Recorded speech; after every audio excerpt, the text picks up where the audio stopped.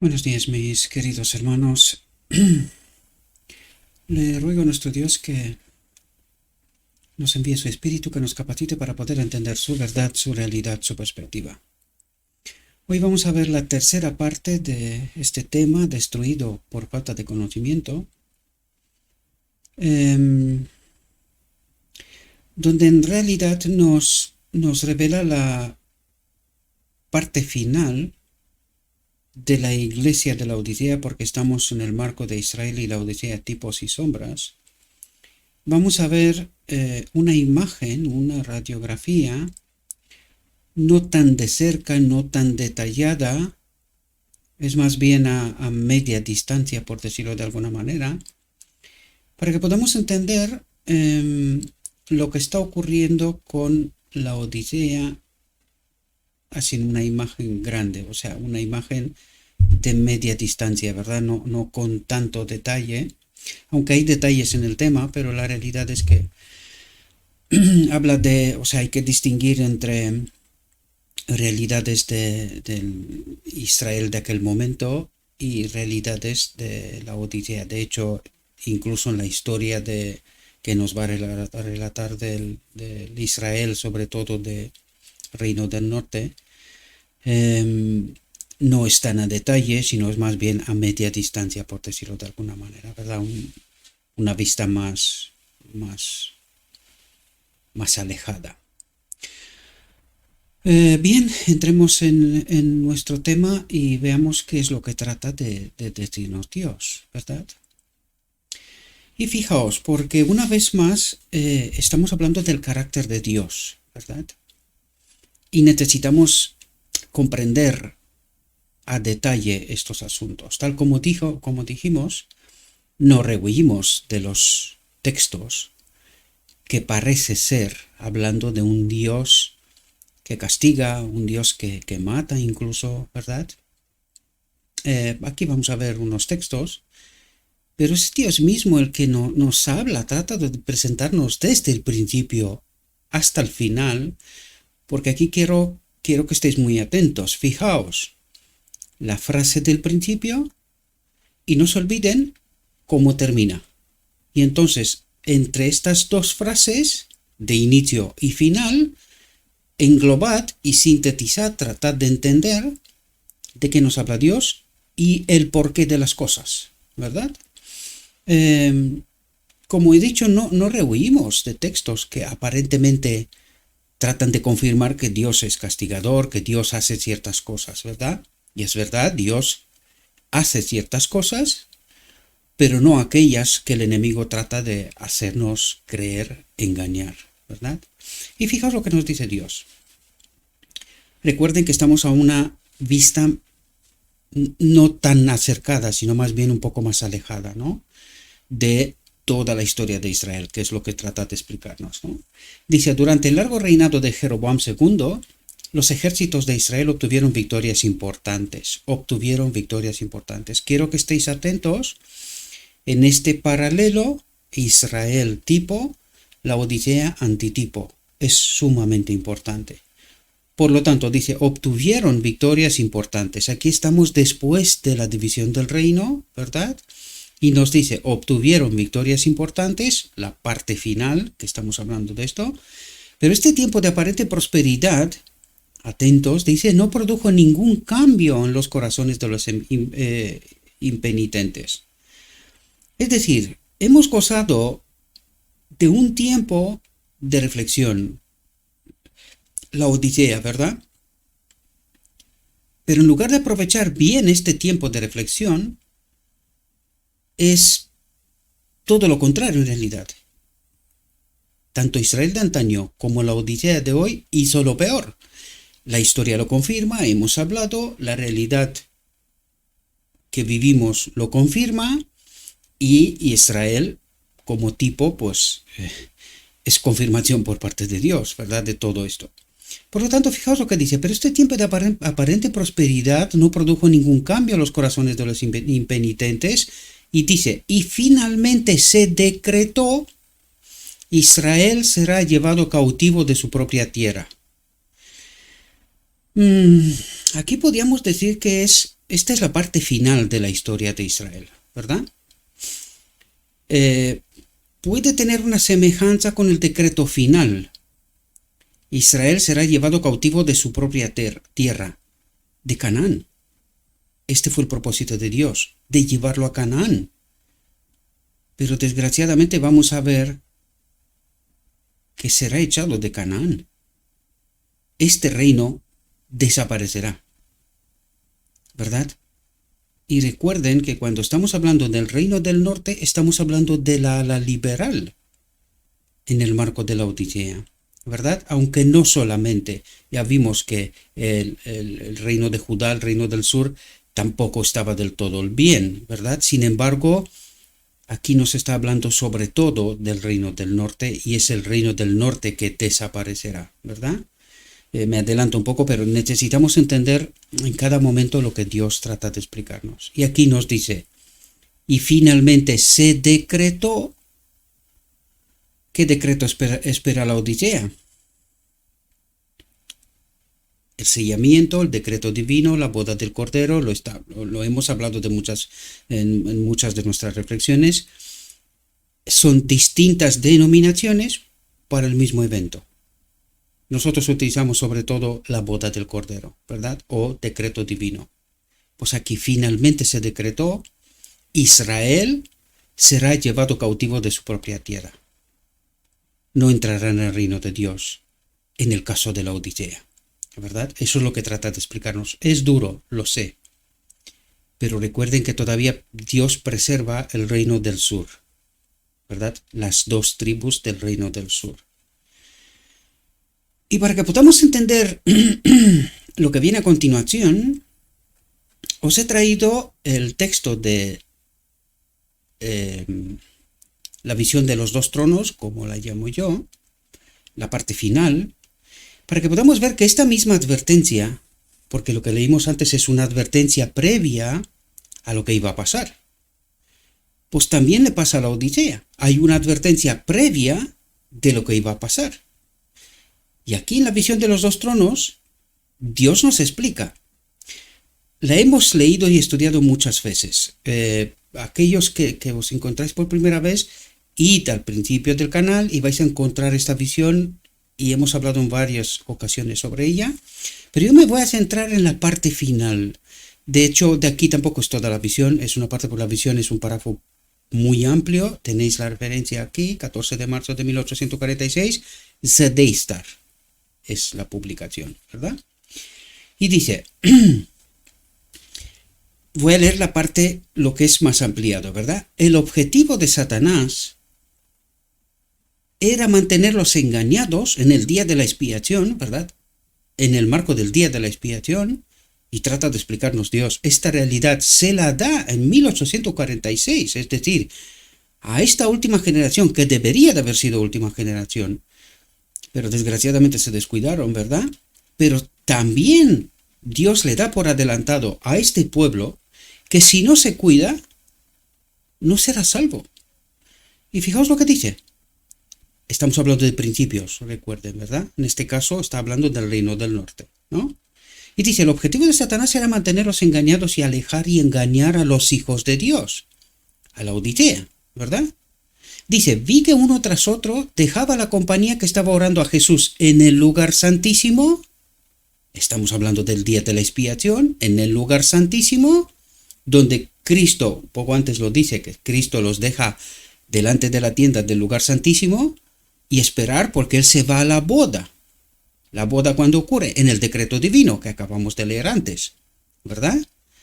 Por lo tanto, vi que uno tras otro dejaba la compañía que estaba orando a Jesús en el lugar santísimo, se unía a los que estaban ante el trono del lugar santo que Cristo había abandonado, que esto lo explica en la visión entera, os invito a que la leáis si la desconocéis. Por lo tanto, ¿qué ocurre con los que entraron en el día de la expiación? Pero dice que uno tras otro dejaba la compañía que estaba orando a Jesús en el lugar santísimo, y dice uno tras otro, ¿hasta dónde? Pues podríamos decir la ala liberal, que es mayoría, por mucho, en el marco de la Odisea, uno tras otro se van del lugar santísimo al trono del lugar santo que fue abandonado por Cristo y ocupado por el enemigo. Satanás parecía estar junto al trono tratando de continuar la obra de Dios, el trono del lugar santo, ¿verdad?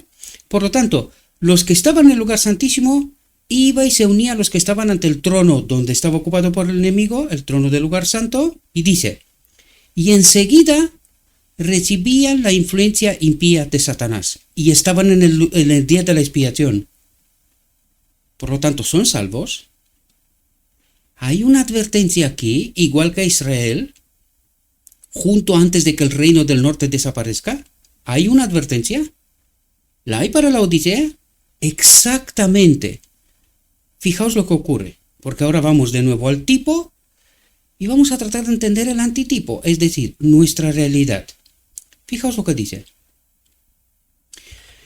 Hasta tal punto había llegado la impenitencia de Israel, del reino del norte, que incluso esta terrible sentencia les dejó impasibles. ¿Pasó esto en el marco de la Odisea? Pues acabamos de leer que sí. Lo que trataba Dios de decirles es que uno detrás de otro y le iba a abandonar a Cristo para ir al trono del lugar santo, a Satanás. ¿Había una advertencia para la Odisea? Sí. ¿Y qué hicieron? ¿Qué fue lo que pasó en 1888? Pero sobre todo, ¿qué pasó después de 1888? Porque allí en el marco de Israel, de antitipo, estamos hablando mucho después de la división del reino, donde Dios una y otra vez trató de salvarlos, de enmendar el camino. ¿Qué hicieron? Les dejó impasibles. Dice, hasta tal punto había llegado la impenitencia de Israel que incluso esta terrible sentencia les dejó impasibles. Les dio igual. Y como vamos a ver a continuación, no solo les dio igual, fueron a mucho peor que esto. Y esto es consecuencia de lo que hablamos en la reflexión anterior, ¿verdad? Fijaos lo que dice. Amasías, no se olviden, tipo, antitipo. Israel, la Odisea, ¿verdad? Amasías, líder de los sacerdotes idólatras de Betel, dijo a Amós, profeta, oh vidente, vete, huye a la tierra de Judá y come allí el pan y profetiza allí. Aquí quiero haceros una referencia a 1888. ¿Qué le ocurre después a la profeta? Dice, deja de profetizarnos, que les dejaba impasibles, que no nos interesa. Por eso vemos separación entre Jones Wagoner y la sierva, que la manda bien lejos a Australia, ¿verdad? Y le dice, oh vidente, oh profeta, vete, huye a la tierra de Judá, y come allí el pan, y profetiza allí, pero no vuelvas a profetizar en Betel, al liderazgo, a la asociación general, porque es la capilla del rey, es la sede del rey, y es el patio del rey. No lo molestes, lo que quiere decir. No nos molestes, que no nos importa tu Dios. Vete a quien quiere escucharte, a la tierra de Judá, a los conservadores, ¿verdad? A la conservadora. Profetízales a ellos. A la liberal no quiere saber nada de esto, ¿verdad? Pero la respuesta del profeta fue, la respuesta del profeta de la Odisea es la misma. Así ha dicho el Señor, Israel irá ciertamente al cautiverio. Y eso dijo la profeta. Después de 1888 dijo claramente, el Espíritu del Señor se ha retirado. Este pueblo camina hacia Egipto. En multitud de ocasiones leímos algunos, todavía quedan muchos textos por leer, si la gracia de Dios nos acompañará. Yo espero que no, que se termine esta historia, que nos vayamos al reino. Allí escucharemos a Cristo mismo como nos contará la historia, ¿verdad? Y todas esas realidades. Este es mi deseo al menos, ¿verdad? Mientras estemos aquí, ya tocará, pero ya hemos tocado textos donde dice claramente, el profeta dice, Dios no acompaña a la iglesia. Dios no acompaña a los maestros, al liderazgo. ¿Qué más queremos? ¿Hay advertencia para la Odisea? ¿Hay advertencia igual que para Israel? ¿Alguien la ha tenido en cuenta? No, no, porque el espíritu profecía no es equiparable a la Biblia.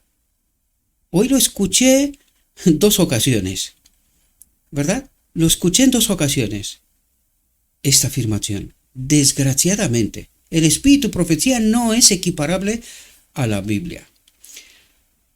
Esto es porque no entendemos con profundidad. Nos da vergüenza que en esta época, esta iglesia todavía crea en un profeta específico para el día de la expiación. Nos da vergüenza, por eso no queremos reconocer esta realidad. Y apelamos a textos, ya lo dije con antelación, apelamos a textos que decir, ella es una luz menor que apunta hacia la luz mayor. Sí, pero ¿alguien entiende lo que quiere decir? Si colocaríamos en una balanza el peso del espíritu profecía, cuánto hay escrito del espíritu profecía con respecto a toda la Biblia, y pronto veremos esto, si Dios permite, ¿verdad?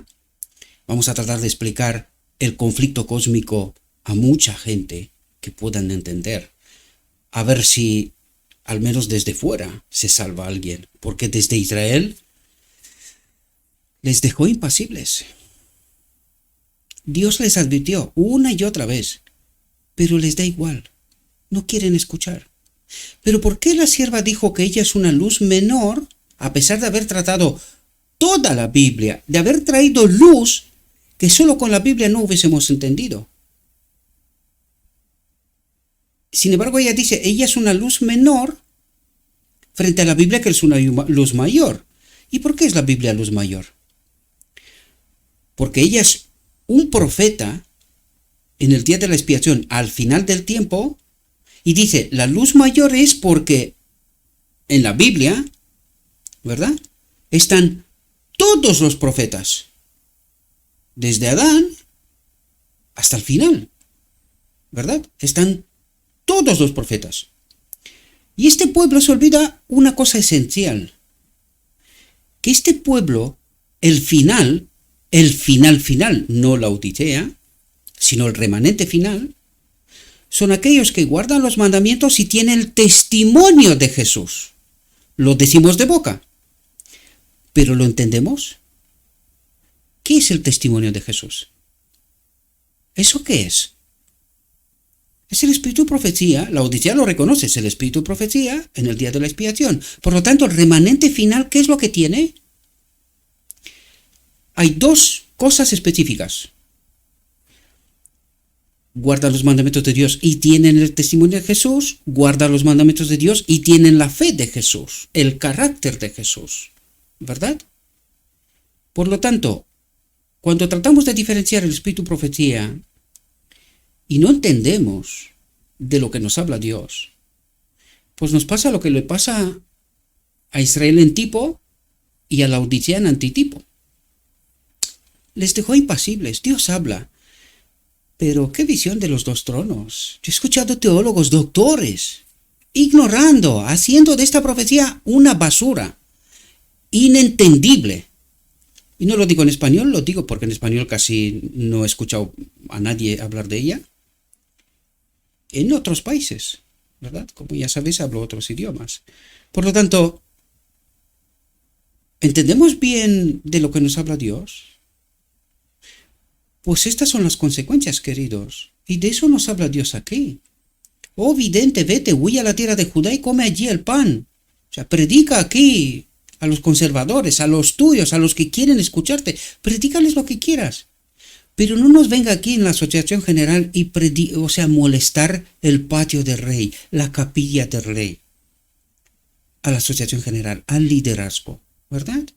Pero la respuesta del profeta fue, así ha dicho el Señor, Israel irá ciertamente al cautiverio, a la perdición. Eso es lo que trata de decirnos, ¿verdad? Dice la destrucción, recuerden el título, destruido por falta de conocimiento, por no entender cuando Dios habla y qué es lo que habla. La destrucción del reino del norte se produjo gradualmente, sutilmente, ni siquiera se dio cuenta hasta que paró, ¿dónde? En la tierra de Asiria, en cautiverio. Está en ecumenismo. Y vamos a ver por qué nos explicará qué es lo que ocurre cuando estamos allí, ¿verdad? Dice, en el juicio el Señor se acordó de la misericordia y al principio cuando Pul, rey de Asiria, vino contra la tierra, Menahem, entonces rey de Israel, no fue llevado cautivo, sino que aparentemente lo dejó reinar en el reino de Israel, pero que era cautivo en realidad, ¿verdad? Dice, sino que se les permitió permanecer en el trono como vasallos del reino asirio. Parece ser que somos iglesia, pero somos vasallos de los asirios, del ecumenismo. Eso es lo que trata de explicarnos. Dice, Menahem dio a Pul 1000 talentos de plata para que su mano estuviera con él para confirmar el reino en su mano, y Menahem exigió el dinero de Israel, de todos los hombres poderosos y ricos, de cada hombre 50 siclos de plata para dárselo al rey de Asiria. Atentos, habiendo humillado a Israel, el pueblo escogido por Dios, en el día de la expiación, la iglesia de Laodicea, habiendo humillado a Israel, haciéndolo tributario de su imperio, el rey de Asiria se volvió y no se quedó allí en la tierra. Aparentemente como que no está, pero es al que le pagamos tributo, ¿verdad? Dirige la teología de la iglesia de Laodicea, ¿verdad? Dice, pero Menahem, lejos de arrepentirse de la maldad que había provocado la ruina de su reino, continuó durante los 10 años de su reinado en los pecados de Jeroboam, hijo de Nabat, que hizo pecar a Israel. En lugar de entender, oye, ¿qué nos está pasando? Nada de eso, nada de arrepentimiento, ni mucho menos. Lo proclaman y predican como una progresión en la verdad y no una regresión. Y así lo entiende Laodicea hasta hoy mismo, ¿verdad? Dice, Pekahiah y Pekah, sus sucesores, también hicieron lo malo ante los ojos del Señor. Es decir, de arrepentimiento ni bromas. Y eso mismo pasa en Laodicea. Ni siquiera dice, ¿arrepentir de qué? Si nosotros hemos aceptado a Cristo, dicen. Y cuántas cosas más, ¿verdad? ¿Qué arrepentimiento? No, si nosotros vamos bien, estamos progresando, mira, tenemos batallas como empezó al principio, ¿no? Aparentes batallas, aparentes victorias, pero una apostasía, ¿verdad? Separados de Dios. Dicen, los días de Peka que reinó 20 años, Tiglat-Pileser, rey de Asiria, invadió Israel y se llevó consigo una multitud de cautivos de entre las tribus que vivían en Galilea y al este de Jordán, los rubenitas, los gaditas y la media tribu de Manasés, con otros de los habitantes de Galaad y Galilea, toda la tierra de Neftali, fueron dispersados entre los paganos en tierras muy alejadas de Palestina. Y dice, de este terrible golpe, Laodicea nunca se recuperó. El reino nunca se recuperó. ¿Verdad? Dice, el débil remanente de Israel continuó con las formas de gobierno, continúa con las formas en la iglesia, creyendo adorar a Dios, aunque ya no poseía a Dios, aunque ya Dios no les acompañaba, ya no poseía el poder, dice. Solo un gobernante más, Oseas, iba a seguir a Peka. Dice, el trono se tambaleaba. Pronto todo el reino iba a ser barrido. Dice, pero Dios en su misericordia dio al pueblo otra oportunidad de abandonar la idolatría. Y hubo años 50, ya hemos hablado de ellos, años 60-70, Australia, ya hemos hablado de ellos, años 80 y... en torno a los 80, no me acuerdo ahora si fue pico antes o pico después, creo que me parece que fue antes, 70-80 fue un presidente de la Asociación General que quiso hacer una reforma en Israel, en la Laodicea, quiero decir, y lo echaron. ¿verdad? Lo echaron porque esto hubiese significado una salida del ecumenismo y una pérdida de muchas otras cosas que supuestamente son ganancias, progresión para la Odisea, por lo tanto lo echaron, ¿verdad? Y dice, en el tercer año del reinado de Oseas, Ezequías subió al trono de Judá, y pocos después se instituyeron importantes reformas en el servicio del templo de Jerusalén. Tan pronto como fue posible, Ezequías organizó la celebración de la Pascua y a esta fiesta invitó no solo a sus súbditos de Judea, sino también a todo Israel. Envió a todo Israel y Judá y escribió también cartas a Efraín y Manasés para que vinieran a la casa del Señor en Jerusalén a celebrar la Pascua al Señor Dios de Israel. Se hizo un anuncio en todo Israel. Recuerda que aquí estamos hablando, subió al trono de Judá, es decir, del remanente, ¿verdad? Y hace un llamado que al reino del norte también. Eso es lo que nos está explicando, que la ala conservadora trata de hacer una reforma real y invita a la ala liberal. ¿Qué ocurre? Ya lo veremos, ¿verdad? Dice, envió a todo Israel y Judá y escribió también cartas a Efraín y Manasés para que vinieran a la casa del Señor en Jerusalén a celebrar la Pascua al Señor Dios de Israel. Se hizo un anuncio en todo Israel, desde Beersheba hasta Dan, para que viniera a celebrar la Pascua al Señor Dios de Israel en Jerusalén, porque hacía mucho tiempo que no lo hacían como está escrito, ¿verdad? Dice, fueron pues los correos con las cartas del rey y de sus príncipes por todo Israel y Judá, y según el mandato del rey, diciendo, hijos de Israel, volveos a Jehová, Dios de Abraham, de Isaac, de Israel, y él volverá al resto de vosotros, que he escapado de la mano de los reyes de Asiria. Y no seáis como vuestros padres y como vuestros hermanos, que prevaricaron contra el Señor, al Dios de sus padres, quien por eso los entregó a la desolación, como veis. Ahora bien, no seáis rígidos de cuello, como vuestros padres, sino someteos al Señor y entrad en su santuario, que él ha santificado para siempre, y servid al Señor vuestro Dios. Esto es un llamado a volver al lugar santísimo. Eso es lo que le está diciendo, ¿verdad? Sino someteos al Señor y entrad en su santuario. ¿Cuál es su santuario? El lugar santísimo. Ahí está Cristo, ¿verdad? ¿Y dónde está el pueblo? Lo leímos al principio. Uno detrás de otro se fueron delante del trono del lugar santo. ¿Adorando a quién? Al enemigo, ¿verdad?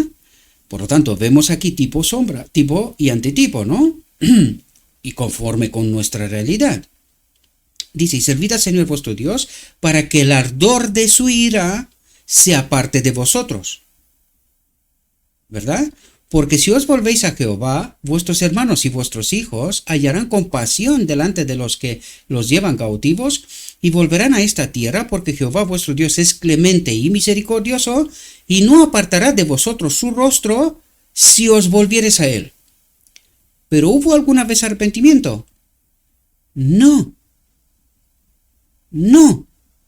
Exactamente como en el tipo, ¿verdad? Que ahora lo veremos. Dice, los mensajeros enviados por Ezequías llevaron el mensaje de ciudad en ciudad a través del país de Efraín y Manasés hasta Zabulón. Atentos. Dice, Israel debería haber visto en esta invitación un llamamiento a arrepentirse y volverse a Dios. Dice, pero casi todos trataron a los mensajeros reales con indiferencia o con desprecio. Se burlaron de ellos y se mofaron de ellos. ¿Advierte Dios? Sí. ¿Qué ha hecho la Odisea? ¿Entendemos? Tipo y antitipo. Yo sé que hay gente que se molesta mucho, y yo lo veo, ¿verdad? Pero como ya bien sabéis, a mí me da igual los suscriptores, los me gustas, los no me gustan, esto me da igual. Lo que sí de verdad me preocupa es ¿por qué nos molesta la verdad?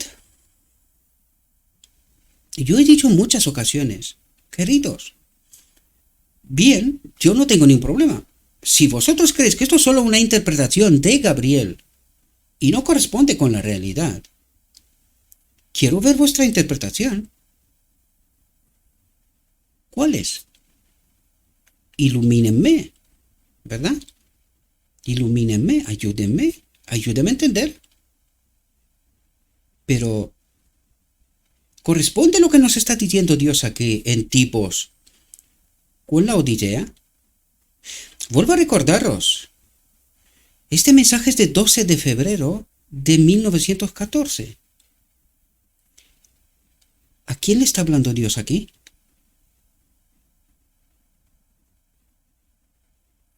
¿A Israel?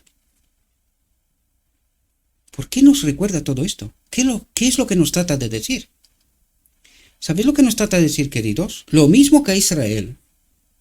Dios advierte a la Odisea. ¿Hasta cuándo? 1914, ¿eh? De hecho, quiero deciros que estos son los últimos textos, entre los últimos textos, que la profeta escribió, antes de pasar al descanso. Que en realidad no esperaba. Fue muy desanimada cuando comprendió que Cristo no iba a venir en estas fechas y que tenía que pasar al descanso, no por pasar al descanso, porque esto no le preocupaba en absoluto. Ella tenía la fe necesaria, sabía que iba a volver a la vida, pero estaba preocupada por la iglesia, por el rumbo que esta iglesia tomó. Por lo tanto, ¿de quién habla Dios aquí, queridos? ¿A quién se dirige? ¿Por qué? Yo sé que muchos no se lo acaba de creer. A alguien hoy mismo, por cierto, quiero agradecerte o agradeceros, no lo sé quién sois, pero gracias, porque habéis compartido, hoy mismo, habéis compartido la segunda parte del tema, y resulta que sí, se fue un suscriptor y volvieron otros. Ya os lo dije, os lo explico simplemente para que lo sepáis, ¿verdad? Ha habido unos cuantos me gusta, pero también un no me gusta. Yo digo, ¿qué les molesta a esta gente? Es que aquí yo no estoy contando historias de niños. Aquí se utiliza la Biblia, creo que veis una detrás de otra referencias, textos de la Biblia, donde Dios trata de explicarnos la realidad, pero sobre todo por adelantado, porque todavía no había pasado todo lo que nosotros entendemos aquí. Hoy sí lo entendemos, y por eso fue escrito, para que hoy el remanente final, el que tiene el testimonio de Jesús, pueda tener también la fe de Jesús. Sin el testimonio de Jesús no se puede tener la fe de Jesús. Porque eso trata de explicarnos. Entender errores de Israel y cómo la Odisea pisa las mismas pisadas. Y Dios necesita un remanente final que lo justifique, que lo entienda, que haga lo que Adán cometió el error de no hacer. Justificar a Dios ante la controversia del enemigo. Y que Adán debería de haber elegido quedarse con Dios. Pues tiene que haber un remanente final que haga exactamente esto mismo. Glorificar a Dios, escoger a Dios, confiar plenamente en Dios. Y por eso vemos todos esos textos que tratan de despertar un remanente. Algunos despiertan. Otros irán a Siria, desgraciadamente. Porque ni siquiera cuando se les explica, ellos quieren quedarse con sus dioses. El hombre tiene más valor, más poder de lo que dice, más que Dios. Y en lugar de quedarnos con lo escrito está, nos quedamos con lo que nos cuentan los hombres. Sean quien sean. Digan la verdad o se le parezca. Porque la última palabra la tiene que tener Dios. Él es el Dios, en Él confío yo, en ningún hombre, ni siquiera en mí mismo. Siempre lo he dicho, trato de ayudar el que quiere ser ayudado, el que necesita entender. El que no necesita entender, pues se advierte Dios. Ni Israel, ni la Odisea, ni caso de arrepentimiento. ¿Cuál será la consecuencia? Vamos a verla. Dice, pero hubo unos pocos, exactamente como ahora. Sí, pero hubo unos pocos que respondieron con gusto a la advertencia. La tomaron en cuenta, se prepararon. Dice, varios de Aser y Manasés y de Zabulón se humillaron y vinieron a Jerusalén para celebrar la fiesta de los panes sin levadura. hubo arrepentimiento en algunos. Y este es el remanente que se está formando en realidad, ¿verdad?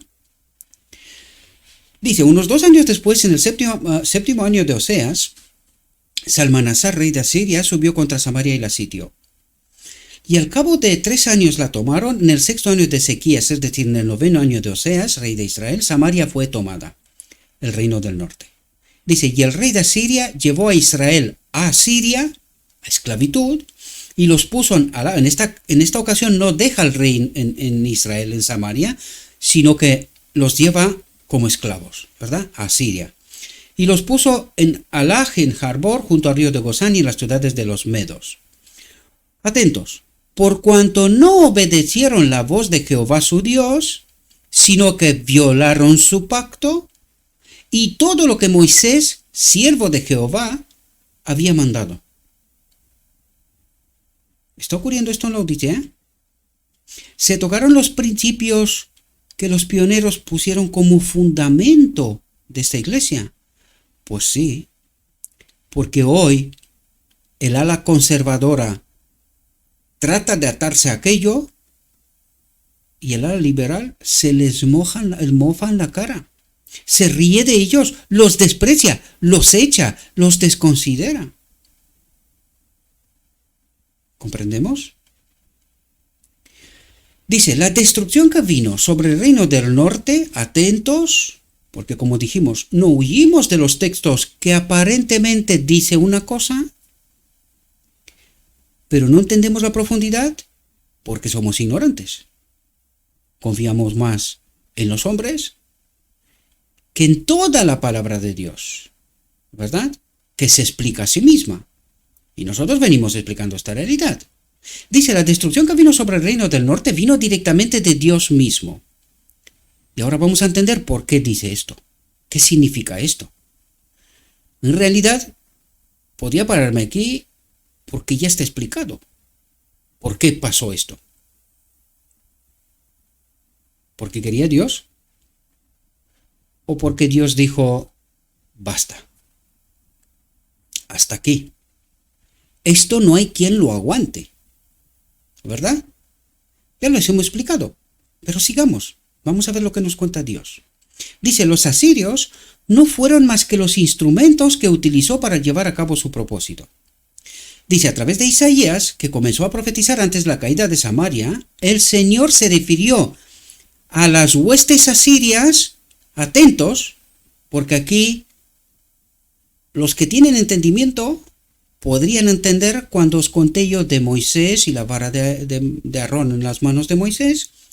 Fijaos lo que trata de decir Dios. ¿Cómo viene esta destrucción directamente de Dios? Y atentos lo que apunta, que yo os dije que allí está el patrón. Si entendemos bien lo que ocurre allí, podemos entender muchos eventos de la Biblia, ¿verdad? Y fijaos lo que dice. El Señor se refirió a las huestes asirias como la vara de mi ira. Un momento. ¿Qué significa la vara de Aarón en las manos de Moisés? La vara de Aarón en las manos de Moisés. Dice, la vara de mi ira, la vara de mi separación. Ahora deberíamos de entender que la vara de Aarón en las manos de Moisés, sujeta, si el pueblo estaba en obediencia, no pasaba nada, era solo una guía. Pero recuerden que cuando el faraón se niega a obedecer lo que Moisés venía a transmitirle, ¿qué es lo que hace? Moisés, no voy a relatar toda la historia, simplemente doy pinceladas, reflexionen, con lo escrito está, ¿verdad? Cuando Moisés tira la vara abajo, ¿qué ocurre? ¿Se convierte en qué? En una serpiente, símbolo de quién? ¿Una serpiente, símbolo de quién? Dices, la vara de mi ira. Símbolo de Satanás, ¿verdad? Y dice, la vara en su mano, dijo, es mi indignación. ¿Cómo se indigna Dios? Porque su pueblo, en lugar de adorarle, reconocerle, justificarle a él, se va delante del trono del lugar santo, adorando, justificando al enemigo. Su indignación. No me voy a parar más, me quedo aquí. Ya llegará el momento para profundizar un poco más. Pero traten de entender de lo que está diciendo aquí. ¿Quién destruye a Israel aquí?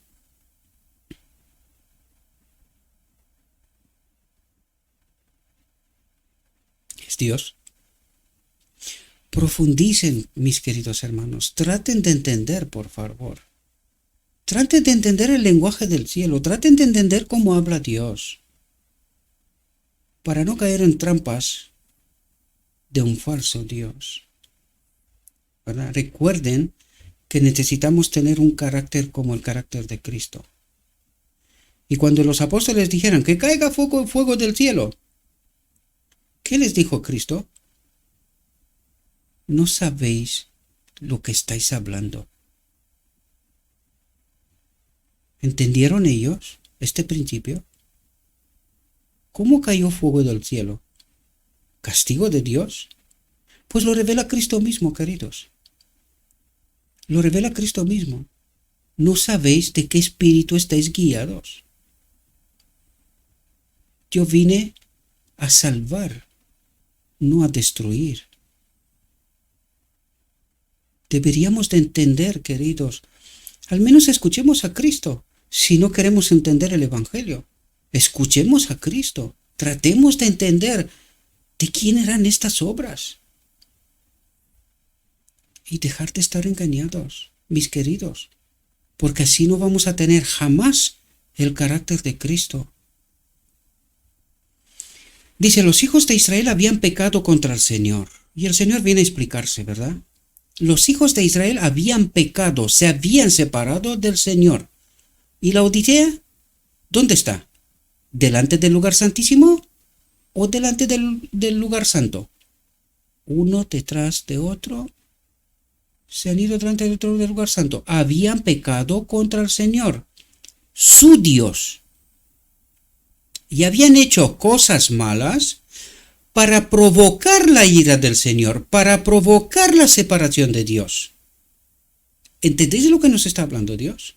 Dice, pues servían a los ídolos, de los que el Señor les había dicho, no haréis esto. ¿Y qué hace Israel? Habían hecho cosas malas para provocar. ¿Sabían lo que estaban haciendo? ¿Sabe la Odisea lo que está haciendo? Sí, pero está atrapada.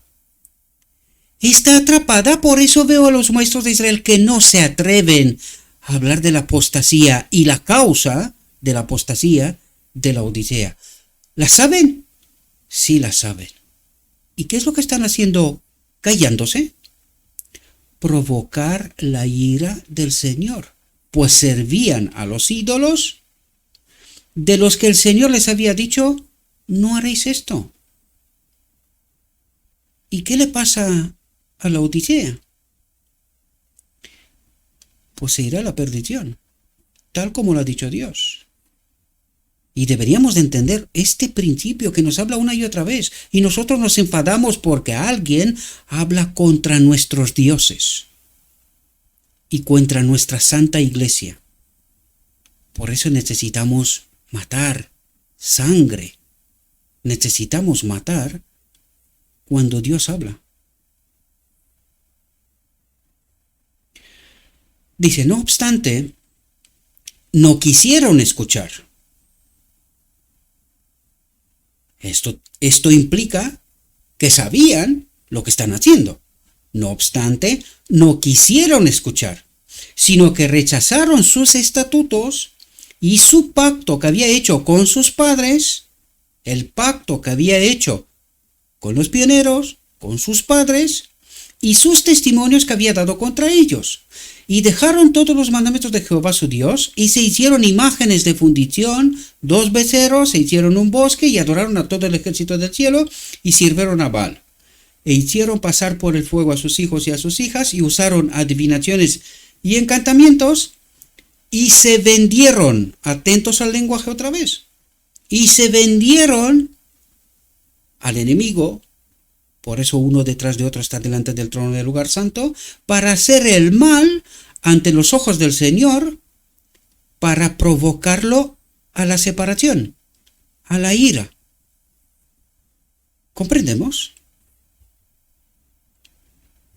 Dice, por eso, y atentos que aquí está el texto del inicio, por eso el Señor se enojó mucho con Israel, y los afligió, y los entregó a manos de saqueadores. ¿Perdona? ¿Y los entregó a quién? A su Dios. Y los entregó a manos de saqueadores. Al ecumenismo. Este es su Dios. El vino de Babilonia. Pero no queremos entender. Nos gustan nuestros dioses y nos quedamos con ellos. Lo que ellos dicen es más que lo que dice Dios. Cuando habla Dios no nos gusta. ¿Por qué? Porque nuestros maestros nos cuentan otras historias. Por eso el Señor se enojó mucho con Israel y los afligió y los entregó a manos de saqueadores hasta echarlos de su vista. ¿Los mató? ¿Fue Dios el que hizo esto? ¿O fue Israel que se alejó de Dios hasta que provocó el enojo de Dios? La separación. Hasta que Dios dijo, basta, ya está bien. ¿Verdad? Como lo había dicho por medio de todos sus siervos los profetas, al final, al decreto divino, así fue llevado Israel de su Canaán prometido a Siria. Espero que podamos entender la profundidad del mensaje, queridos, y el paralelismo que tiene con la Odisea. ¿Qué nos falta conocer? La historia de la Odisea, la verdadera historia de la Odisea, no contada por los hombres, que sirven a... Ya hemos hablado sobre esto. Y como siempre, dijo mi guía, Cristo mismo, todavía hay mucha luz para el remanente final que debe brillar de la ley de Dios y de Cristo, el Evangelio de la justicia, de Cristo mismo, el cuarto ángel del Apocalipsis, ¿verdad? Que ilumina la tierra con su gloria. Este mensaje, entendido en su verdadero carácter y proclamado en el Espíritu, crecerá hasta alcanzar una importancia tan grande como apenas soñéis y iluminará la tierra con su gloria. El cuarto ángel del Apocalipsis, Cristo mismo.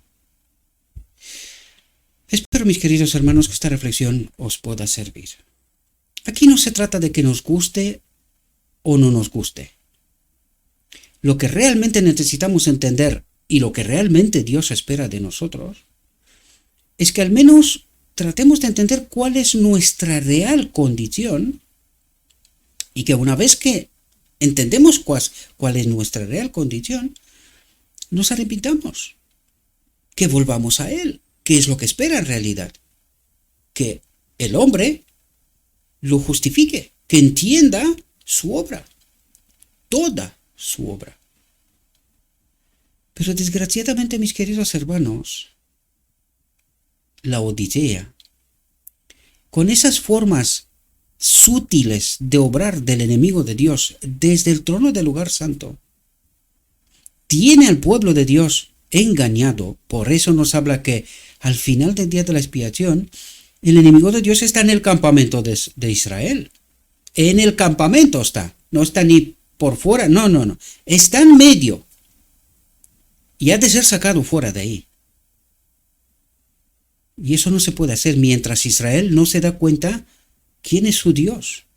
¿Quién les guía? ¿Por qué les pasa lo que les pasa?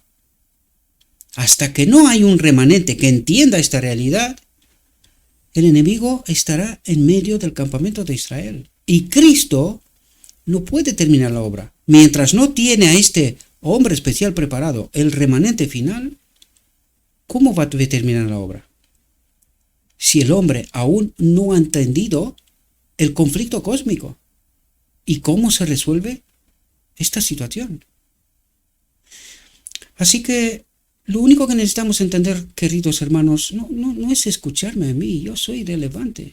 Lo he dicho tantas veces. Soy irrelevante.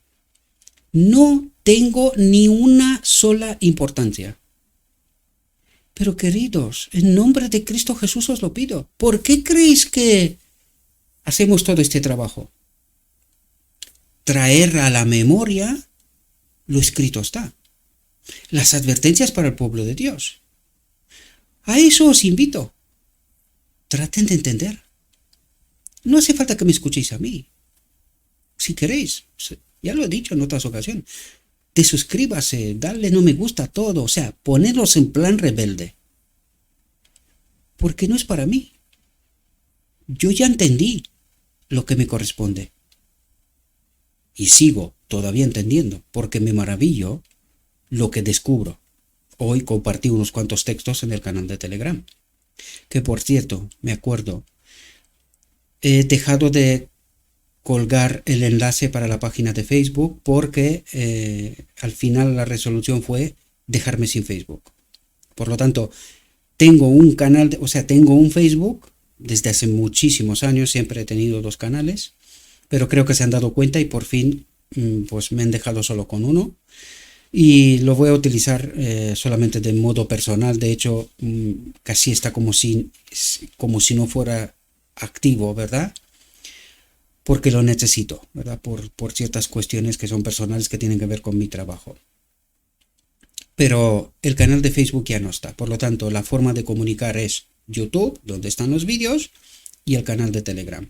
Hasta que nos lo dejen. Porque ya os advierto, están pensando en cortarnos todas las vías de comunicación. Aquí va a haber un control férreo total. Así que, desgraciadamente tengo que deciros que el Facebook ya no está, ¿verdad? Así que este medio de comunicación, pues, o de comunicarnos, pues no va a estar. Lo siento de mi alma, pero es la realidad. Bien, mis queridos hermanos, dicho esto, le ruego a nuestro Dios que nos envíe su Espíritu, que nos capacite, que nos dé entendimientos y discernimiento para poder entender de por qué nos habla Dios todas esas cosas que despiertan en nosotros tanto disgusto y tanta ira. Y espero que podamos entender.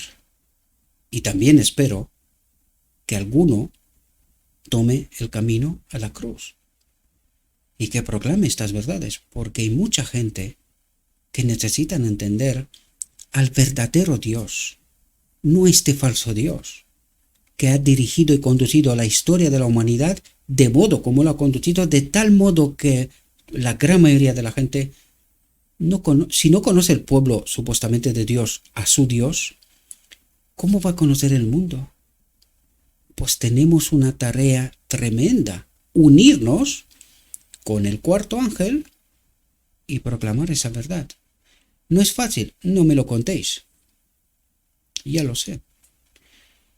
Pero no me voy a callar mientras tengo vida. Y si estoy en vida, por algo es, ¿verdad? Ya hablamos de esto, pero no quiero hablar sobre mí porque soy irrelevante. Al fin y al cabo, Dios levantará a cualquier otro y la obra seguirá, ¿verdad? No tengo por qué ser yo. Yo soy irrelevante. Esa es la profunda realidad. Bien, dicho todo esto, mis queridos hermanos, os deseo que tengáis un próspero día y en todo lo que os he dicho, os lo he dicho en nombre de Cristo Jesús. Amén.